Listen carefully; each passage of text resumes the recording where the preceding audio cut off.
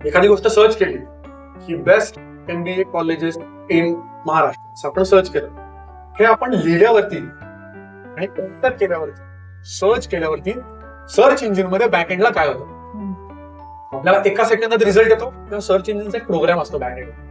तो programme back एंडला फिरायला चालू होतो वर्ल्ड वाईड वेबवर, म्हणजे पूर्ण इंटरनेटवर. www ज्याला म्हणतो आपण वर्ल्ड वाईड वेब, त्याच्यावर फिरायला चालू करतो. आपण काय शोधलंय? MBA colleges in Maharashtra. तर MBA कॉलेजेस महाराष्ट्र हे सगळे शब्द कुठल्या कुठल्या वेबसाईटवर मॅच होते तो बघायला चालू करतो. सो करोडो वेबसाईट्स मधून काही करोडो वेबसाईट्स वरती त्याला 2 शब्द मिळतील, त्यातल्या काही लाख वेबसाईट वरती 3ही शब्द मिळतील. मग त्या लाख वेबसाईट तो बाजूला काढतो आणि म्हणतो की दीज आर रिलेव्हंट वेबसाईट्स. मग रिलेव्हंट मध्ये पण ज्यांनी SEO चांगलं केलंय, चांगल्या पद्धतीने नियम पाळत आहेत SEOचे, त्याला तो पहिला नंबर देतो. सगळ्यात वाईट पद्धतीने पाळले त्याला तो शेवटचा देतो.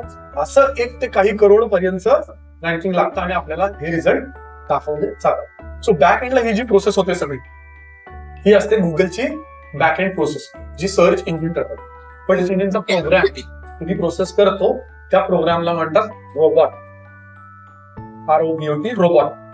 त्याचाच एक शॉर्ट फॉर्म आहे. सो डिजिटल मार्केटिंग मध्ये सगळ्यात जास्त वापरला तो रोबॉट म्हणून बॉट. की बॉट माझ्या वेबसाईटवर येऊन गेला, बॉटनी वेबसाईटचं पेज बघतो. ते जे बघणार आहे किंवा बॉट आपल्या वेबसाईटवर येणार फिरणं आहे, आपल्या वेबसाईटवरचा डेटा कलेक्ट करणं आहे, डेटा बघणार आहे, त्याला म्हणतात क्रॉलिंग म्हणतात. सो पहिला आहे क्रॉलिंग. आपली वेबसाईट क्रॉल होते गुगल कडून. म्हणजे काय होतं? गुगलचा एक प्रोग्राम आपल्या वेबसाईटवरून फिरून बघतो की वेबसाईट कशी आहे, काय आहे, शब्द कुठले आहेत, पेजेस कुठले आहेत, काय सगळं त्याला म्हणतात क्रॉलिंग.